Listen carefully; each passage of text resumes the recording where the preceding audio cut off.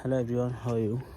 हजुर सम्पूर्णलाई मेरो जिब्ला तब युट्युब च्यानलमा धेरै धेरै स्वागत छ। आज फेरि म अर्को नयाँ भिडियो लिएर उपस्थित भइसकेको छु। आजको भिडियो एकदमै विशेष छ। जुन हाम्रो नेपालमा बसेर कृषि क्षेत्रलाई माया गरिरहनु हुने दाजुभाइ दिदीबहिनी साथीभाइ सम्पूर्णको लागि एकदमै विशेष हुनेछ। भन्दा आज चाहिँ दक्षिण कोरियामा मकै खेती चाहिँ कसरी गरिँदो रहेछ त भन्ने विषयलाई लिएर भिडियो बनाएको छु। फुल वाच गर्नु होला र भिडियोमा र च्यानललाई सपोर्ट गर्दै गर्नु होला र मनमा के लाग्यो कुराहरू कमेन्ट बक्समा छोडिदिनु होला भन्न चाहन्छु र यो च्यानललाई सपोर्ट पनि गर्दै गर्नु होला। तपाईँहरूको सपोर्टले मलाई अर्को नेक्स्ट भिडियो बनाउने एउटा थप ऊर्जा मिल्छ पक्कै पनि भन्दै म भिडियोतर्फ लागेँ। Okay, let's go. Okay guys, ल दक्षिण कोरियामा मकै चाहिँ यसरी लगाइँदो रहेछ है साथीहरू, हेर्नु है त। फेरि यसपालि हिजो अस्ति 3-4 दिन अगाडि धरो असिना परेर मकैको हालत यस्तो छ च्याकचिक है। यसको यो बोट मात्रै ठाडो छ, यो पातहरू सब भुइँनिर नुइरहेको छ, सब यस्तो चिरो परेको छ। दक्षिण कोरियामा मकै खेती यसरी गरिन्छ, हेर्नुहोस्, प्लास्टिकमा आचम्म छ।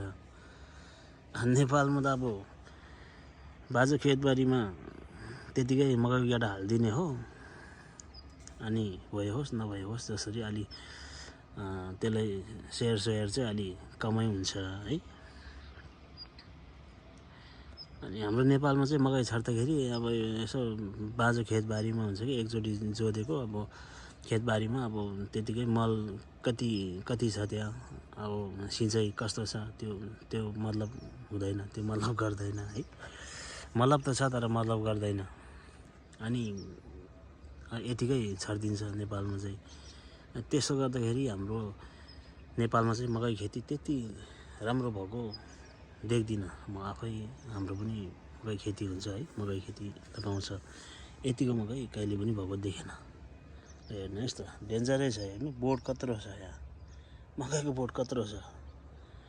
यो मकै रोपेको फेरि लगभग 1 महिना जति भयो, हेर्नु है त, 1 महिनाको मकै यतिको जङ्गलै छ। अनि फेरि एउटा विशेष कुरो चाहिँ के छ भने यो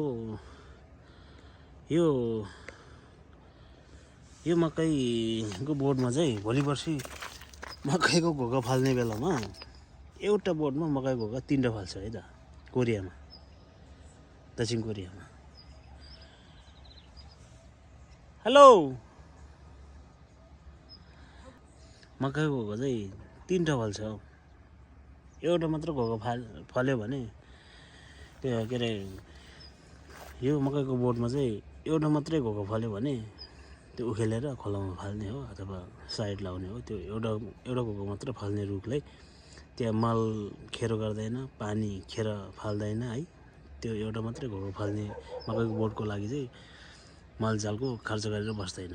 मकैको घोगा 2-3 त अनिवार्य नै हो।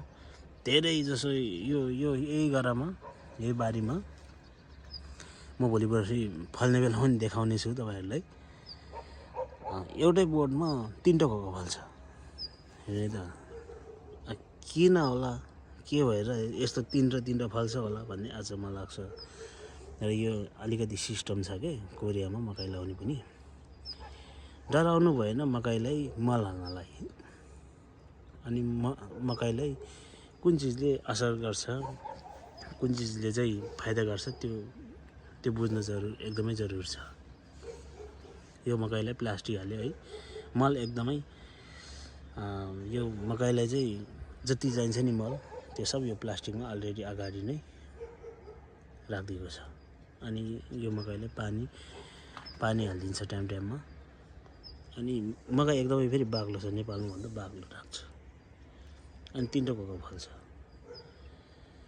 यसरी तपाईँहरू पनि मकै खेती गर्ने बेलामा यसरी मलजल होइन, मलजल भन्दा नि मल चाहिँ अगाडि नै रेडी गरेर बारीमा हालेर यसरी प्लास्टिकले छोपेर चाहिँ यस्तो दुलो बनाएर यसरी मकै रोप्नु होला, छर्नु होला है।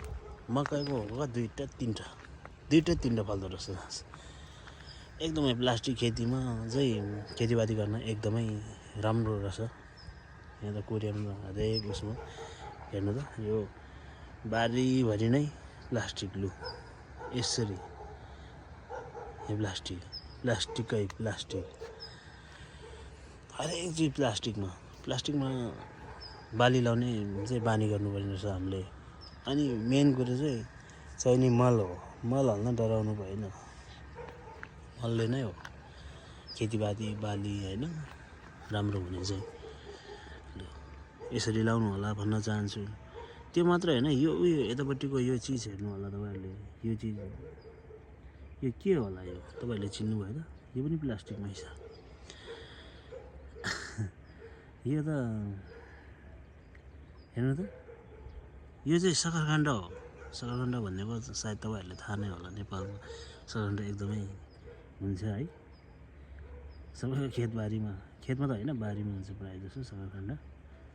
यो सकरखण्डधरि पनि प्लास्टिकमै हो, यहाँ प्लास्टिकमा लाउनु पर्ने रहेछ है। मल पहिल्यै अलरेडी एकदमै तयार पार्यो होइन, अनि प्लास्टिकमा हालेर यो प्लास्टिकले छोपिदियो, अनि त्यहाँबाट चाहिँ अन्नबाली लायो भने एकदमै राम्रो हुँदो रहेछ। सकरखण्डधरि प्लास्टिकमा लाउँछ यहाँ दक्षिण कोरियामा।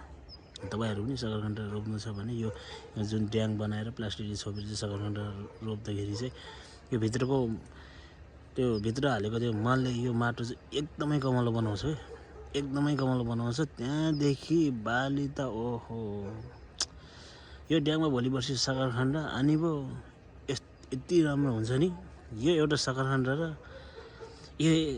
र अन्डा खाने, फेरि सकरखण्डसँग अन्डा खान्छ यहाँ, त्यो अलि मजा बेग्लै रहेछ। यहाँको मान्छेहरूलाई मजा बेग्लै खाले लिँदो रहेछ यो सकरखण्ड खाएर, मजा अलिक बेग्लै लिँदो रहेछ यो सकरखण्ड एउटा र अन्डा एउटा।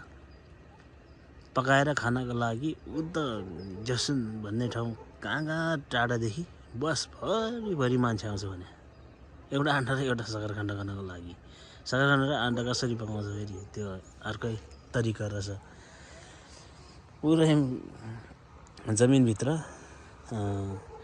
पुरा खाल्डो खनेर त्यो जमिनमा आगो फुकेर, दाउराको आगो फुकेर, अनि त्यहाँ फेरि त्यो खाल्डोबाट चाहिँ फेरि उतापट्टि अर्को दुलो बनाएर, अर्को दुलोबाट उतापट्टि एउटा अर्को खाल्डो खनेर त्यो खाल्डोमा चाहिँ अन्डा र के अरे यो सकरखण्ड राखेर चाहिँ यो बाफले पकाउँदो रहेछ कि, हल्का डढेको अनि बाफले पाकेको।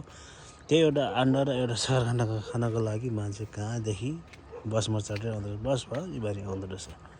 त्यस्तो डेन्जर।